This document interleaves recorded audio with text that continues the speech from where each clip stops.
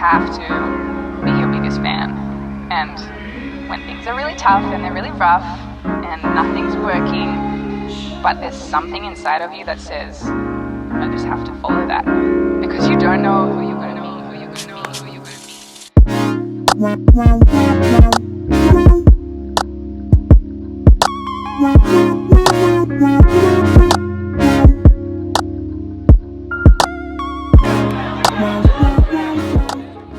All right, hello and welcome back to the YouTube channel, and if you're listening on the podcast, welcome back to the podcast. I am really excited to be sitting down to record this race recap of my very first Hyrox, and for those that are watching on YouTube, you'll know that you're getting a second installment this week, so it's like a double video week of my whole Hyrox experience, but this is more so talking about like the actual race itself, how I found it, and just talking about it in detail. You guys know Gabriel was there and he got the most incredible footage, and if you don't know already, he has a YouTube channel of his own, so you should go and subscribe because he shares a lot of really incredible details and tips around cameras and filming, because I know I get a lot of questions whenever he helps me film of like what cameras he's filming on and all that sort of stuff. So definitely go and check out his channel. But yeah, I want to share like the race day footage. I want to talk about how I really found it. I also asked you guys on Instagram for some questions, and so I'll be going through those. And if you want to be a part of a future installment of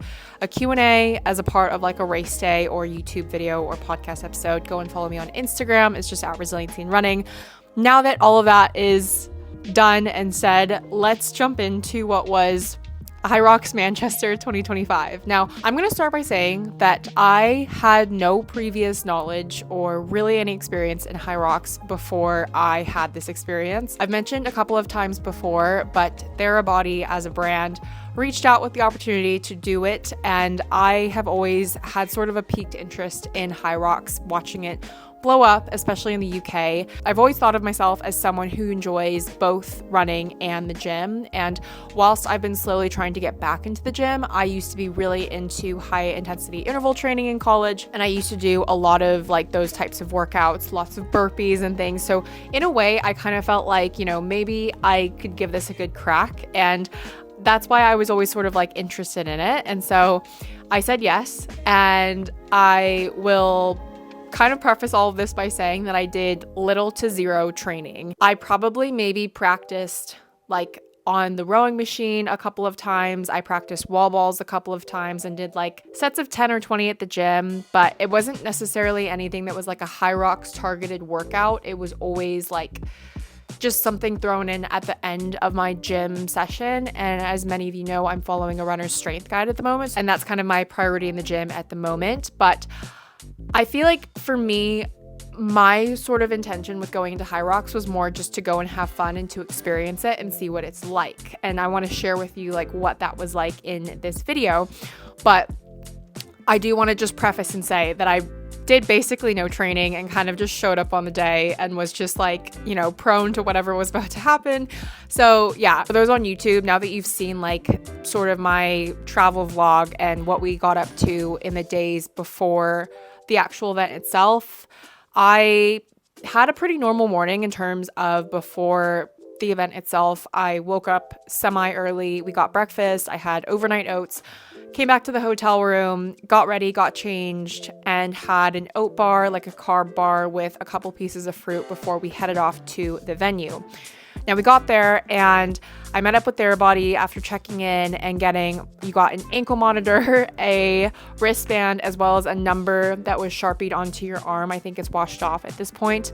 And I was there probably about 90 minutes early, and so I had quite a lot of time. I went and warmed up, and even in the warm-up area, I didn't actually really know what I was doing. Like, all of the weights for the sleds were not set up for the weights that I was supposed to do. So initially, I was pushing and pulling too heavy, and then someone changed it, and then I was like, this makes more sense. And so I obviously, as you can tell, very new to all of this and really was like going in for the first time with a lot of these things. And so did like a little bit of warm up, but didn't want to tire myself out too much, and kind of tried some of the stations that I'd never genuinely tried before, like sled push, sled pull, and ski erg. I hadn't done ski erg in like 2 years probably.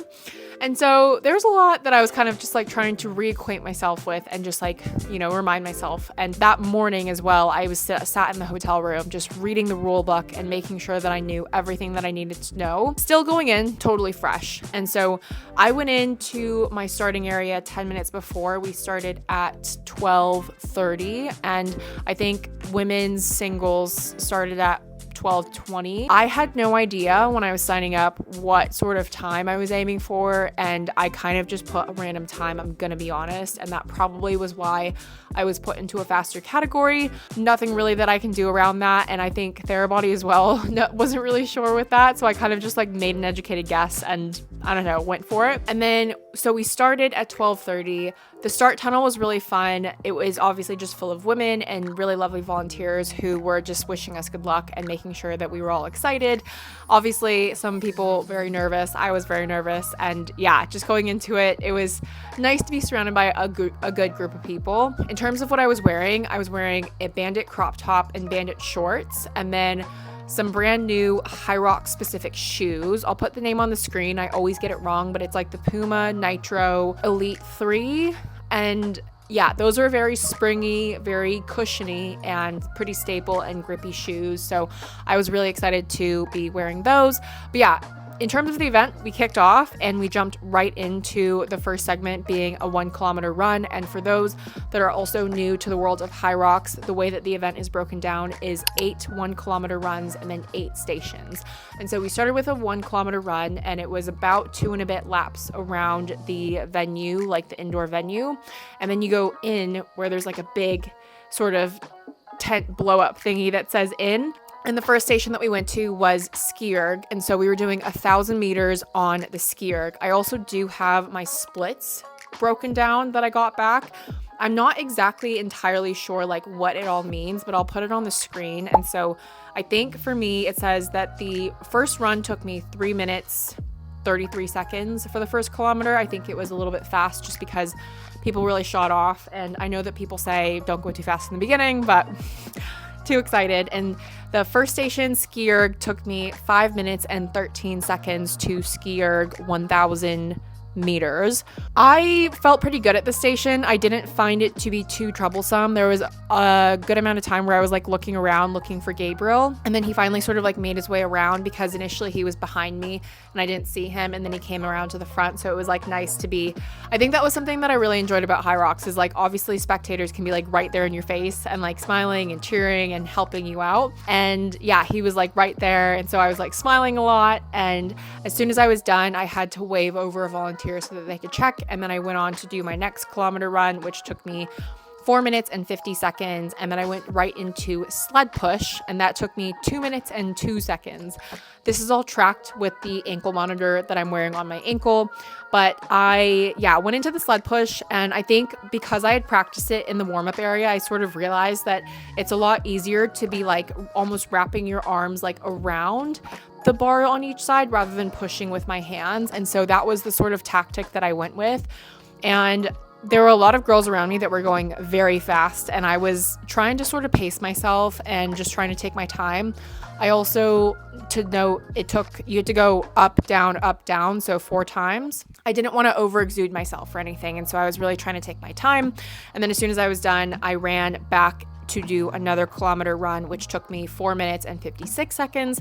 And then went straight into sled pull, which I found a lot harder than sled push. This took me 4 minutes and 47 seconds to sled pull 4 times, one way, back, and then that same way, and then back again. I found it really hard because I think, obviously because I'd never really practiced it before, I think I really struggled with like technique, and I was looking around me and I could tell that people were doing it differently. Like some people would like, use up the entire box to step back, and I was more so just using my upper body to try and like pull it. And so everyone was different in terms of their approach, and I was just trying to get it from one side to the other 4 times. And then when I finally did, I'm pretty sure I was so tired that I kind of walked back to do my next kilometer run, which took me 5 minutes exactly.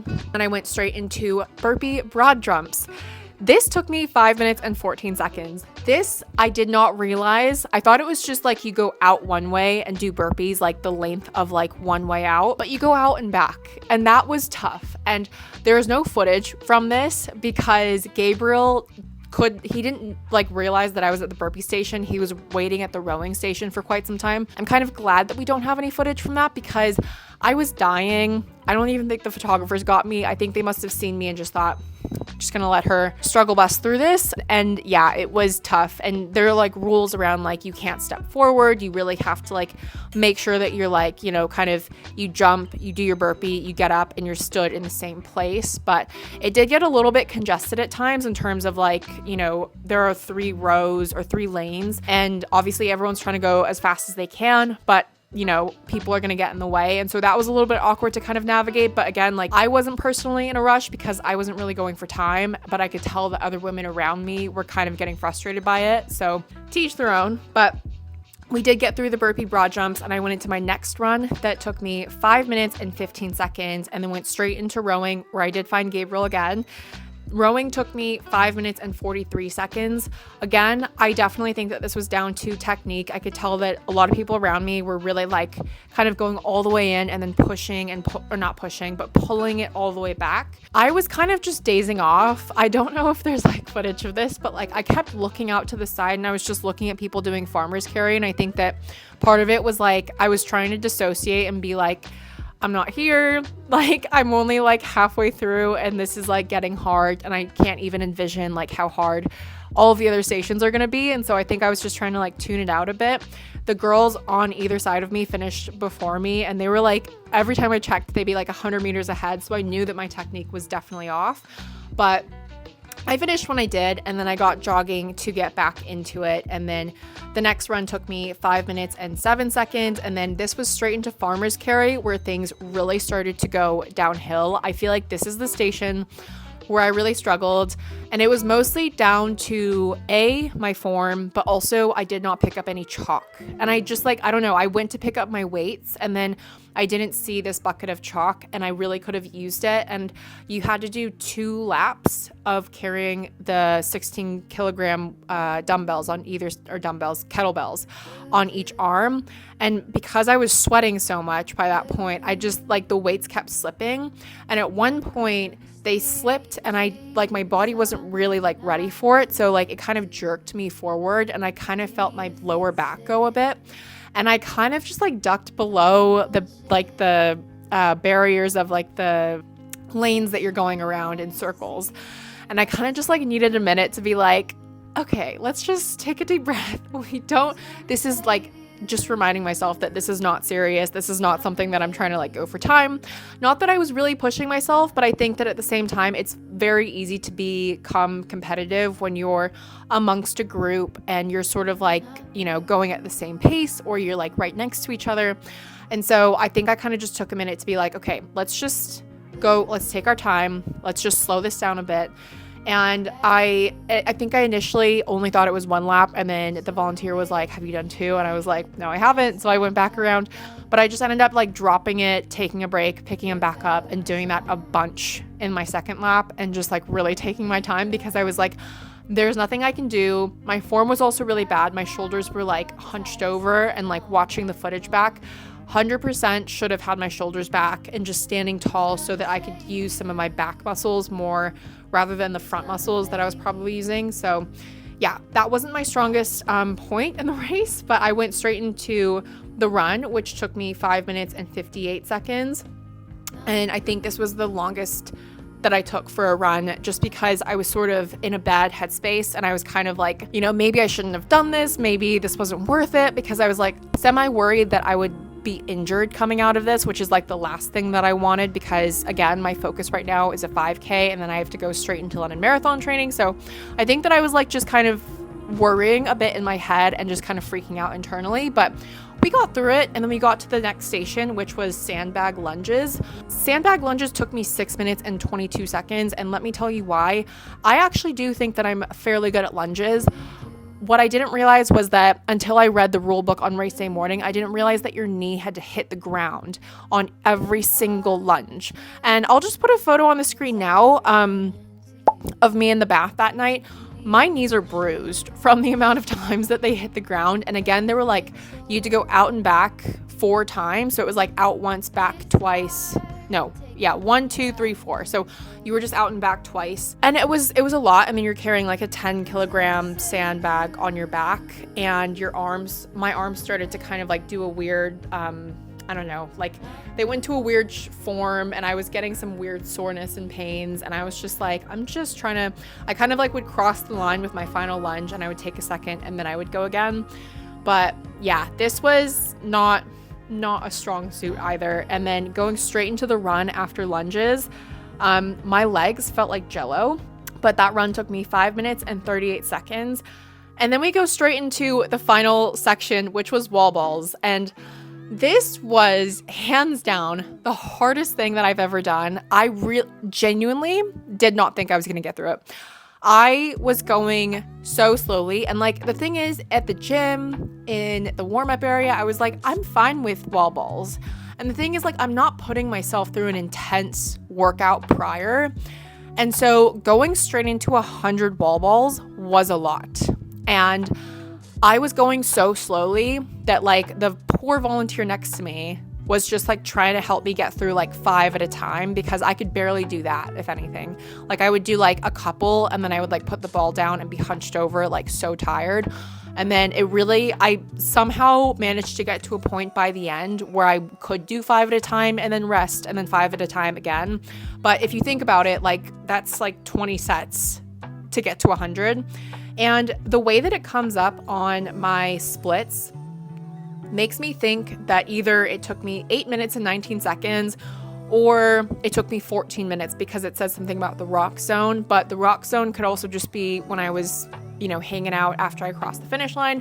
Who knows? But I fully could believe that I took 14 minutes to do 100 wall balls, because I was chilling. I was hanging out, and I was just like, I can't do this. And this lady was like, come on, just try 1, just try 2. It was hard. It was a real low point. Even though I knew that the finish line was right there, I was just like, I don't even care. This is so hard, and I'm having the worst time. But we did finally manage to finish. I finished in an official time of 1:28:12. I'll share a little photo from the finish line on the screen. And right when I finished, I saw my name on the big screen, which was cool. And then I met a follower from Instagram, and she just like ran into me, was just like, oh my gosh, I follow you, like good job. She finished like a minute before me, but it turned out that she had done Chicago Marathon last year, and that was how she found me. And we were like just chatting and stuff, and yeah, took some final photos. That was horrible. Where did you go? The wall balls were the worst. The farmer's carry, my hands were so slippery. And at one point I like let go too quick, and my back went a little bit. So I just tried to take it like super easy the rest. Lunges were hard. Basically the last 3 are the worst. And then I went to find the Therabody team, did get some time in the recovery boots before getting a free massage, which was great, from Deep Heat, who were also there. So I did make use of like all of the facilities there, because my body was in bits. And I'd say like right after, my back was what hurt the most at the time. And then ever since then, it's been like everything in my legs and just my whole body in general, because I was in so much pain and I couldn't move yesterday. I barely moved off the couch, maybe just for a walk to the grocery store. Today, we did manage a 5K. It's Tuesday when I'm recording this. And even the 5K, it was just like one of those runs where like every step you take, because your body's like jiggling and moving, just think of it as like every like bit of you is so sore. So when you're stepping, it's like everything jiggles, and then that hurts. And I'm just like, honestly. But if you wanted to know what it's like to just like jump in and do a Hyrox for the first time untrained, that's what it was like. And it was fun until it wasn't, but I still had fun overall, I'd say. Now we're gonna jump into some questions that you guys asked on Instagram, because I'm sure that you've got some burning questions around whether or not I would actually do this again. It has been sort of the overarching question that a lot of people have been asking. So we're gonna jump into some questions from Instagram. Okay, so let's jump into the questions, and we're gonna start with like the top asked question, which was, would you do it again? If you ask me right now, I'm going to say no.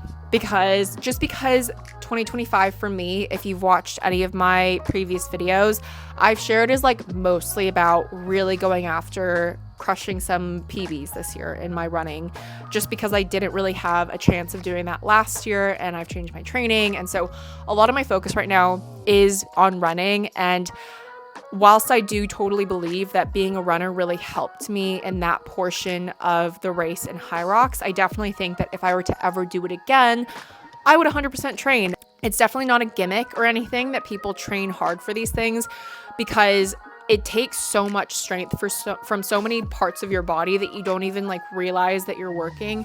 And I truly believe that like there was no way that I could have trained for that unless I was following some sort of like a specific program for it. I know that there are definitely a lot of ways that you can like practice like a simulation of the event and just like do everything in like a Hyrox gym that has all of the equipment. But at the same time, I think that there is a lot to be said around just like doing training for like a number of weeks prior and like building strength in different areas, and not just like rowing, or not just, you know, like actually doing like a row with like a dumbbell or a barbell of some sort is what I've seen, because now my TikTok is flooded with Hyrox videos. So yeah, to answer that, at the minute, I would probably say no, but that's not to say never again. I had fun, but it's just not really the focus right now. So I'm going to say no for now. Next question asks, how did you pace the 1K sprints? So my mindset going into it was that I was just not going to pace it or not sprint it.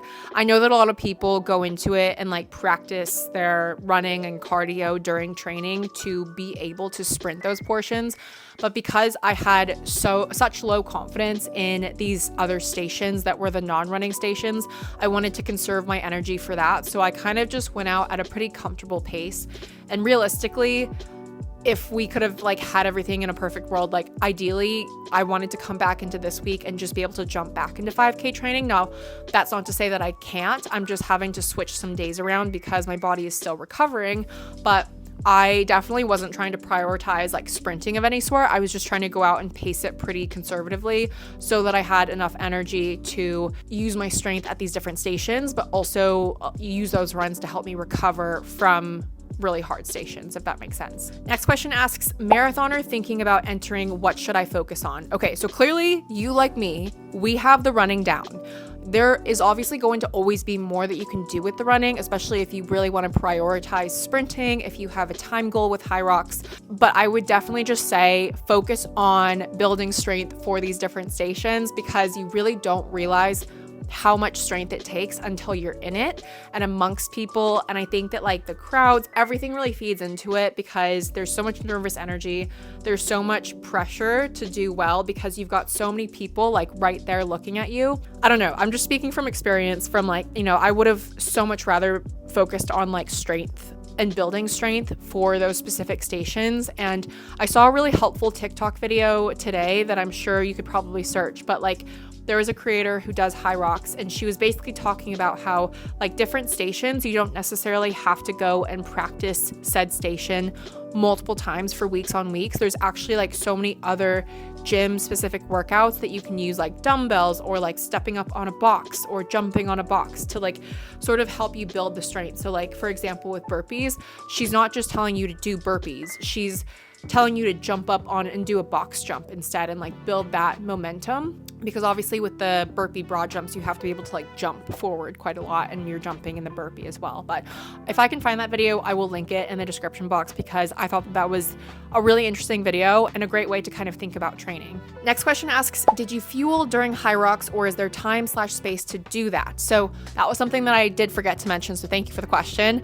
There were water stations that had both water and Red Bull. I took water, I don't know, maybe like 4 times throughout, and then I did take like a quick sip of Red Bull, threw it back before going into wall balls. But I did notice that people did bring gels with them, and sort of you just carry that with you. One of the key rules in the rule book is that you can't take anything from the crowd. So even if you have like your family or your partner or your friends like watching you right there, they can't hand you anything. And so sometimes people will wear like a water vest or like a vest that you typically wear for running, and they'll wear that so that they have more water with them if you think you'll need more water. And then in terms of my own specific fueling, I tried to just carb up in the morning and focus on simple carbs.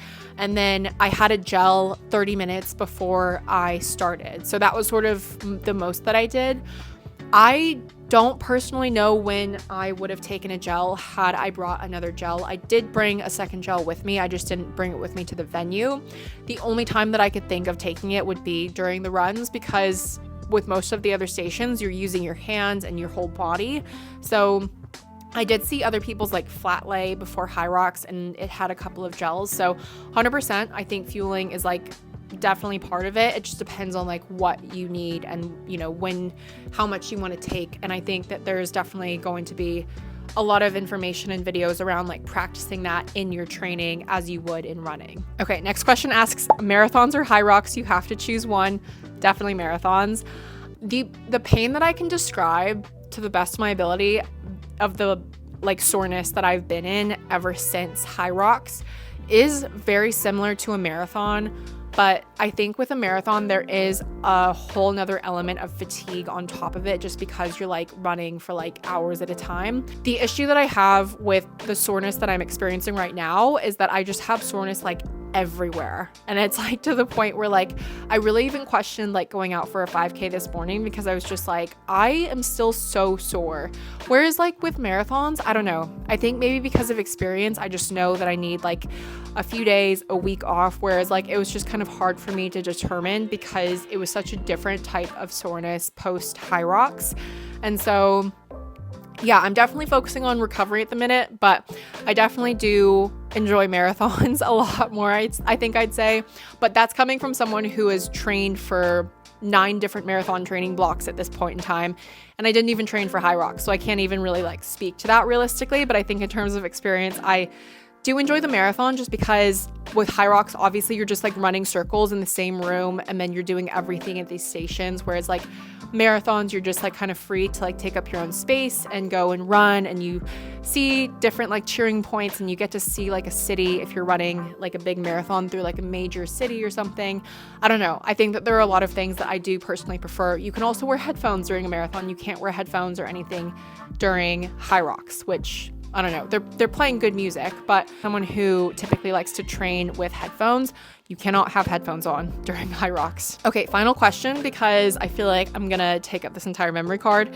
In what ways was it easier or harder than you had thought? I think it was harder than I had thought, because I mean, it was very apparent to me. Like, I had never practiced a number of these stations, and I had just not trained, period, for this. I think that what becomes really hard is like working on your strength, or using your strength when you are fatigued, which is something that I'm not used to. So the same way that someone that goes to the gym more than they run would need to work on running on tired legs, like, you know, as runners, we kind of have that down. We practice that regularly in training. I didn't have that practice when it comes to strength. Like any strength day that I do during the week, it's either on a Monday when I haven't done any sort of running, or it's coming like in the evening portion of a day where I've done a hard session during the day, but I'm going and just doing either like a really chilled workout at the gym, whether it's just like mobility or core or something easy. So I'm not necessarily like throwing my body and doing like a bunch of really hard stuff at the gym, because I've done a really hard track session or interval session during the day. And so I think that that's kind of where I found it to be harder.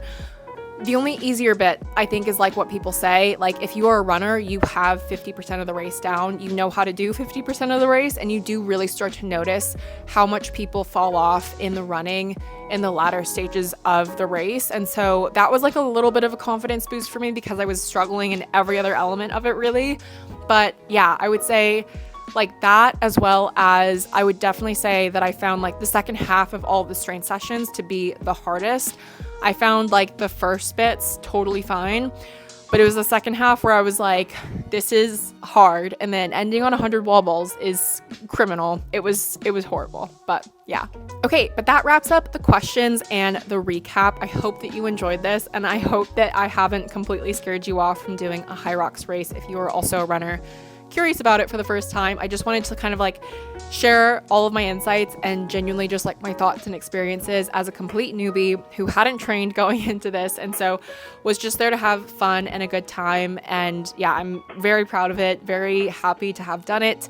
Who knows if I'll do another one in the future, but another thing that I will say is that everyone at the finish line was telling me that it's much easier to do doubles or a relay for your first Hyrox experience. So a lot of people were like, good on you for doing solos for your first, but that's probably why it was so hard. And I can definitely tell how it could have been a lot easier had I had like a partner in it or like a team. And so, yeah, I think it's such a cool sport and such an interesting world of like, you know, this mix of like running and strength. And I think it's incredible. And so I'm not completely writing it off. I'm just saying that first experience was definitely tough. But like I've said in my podcast episode recently, it's all about like just having the confidence to go for it and put yourself forward for it and just go for it, because you know that you deserve to be there and you deserve a place on the starting line. And just going and experiencing something for the first time is something that you'll never have ever again. So I think in that way, it makes some of these experiences really special, knowing that even though you may not be the most prepared or the most trained or the most qualified, like you still deserve to be there. You still deserve to go and have fun and have a good time. Like a lot of people don't really have time goals going into Hyrox, and a lot of people are just there to accomplish a really big, momentous tick box on their big like list of, you know, things that they want to do in their life. And so I think it's a very challenging event that I think is so cool to accomplish. And so yeah, I hope that you enjoyed this video. If you did, please give it a big thumbs up and comment below what sorts of videos you'd like to see from me next. But we will be going back to running content now, because this is primarily a running channel. But as you guys know, I am not a stranger to saying yes to new things and may or may not have another triathlon this year. We'll see. But yeah, make sure you subscribe, because I come out with new videos every single week on Fridays at 10 a.m. GMT typically. But sometimes I do throw in an extra video just like this week. But yeah, I hope that you enjoyed it. If you're on the podcast, make sure to leave a rating and a review. It really does help the podcast. And yeah, I really appreciate you guys' support and excitement in experiencing this with me for the first time. And I will see you in the next video. Bye.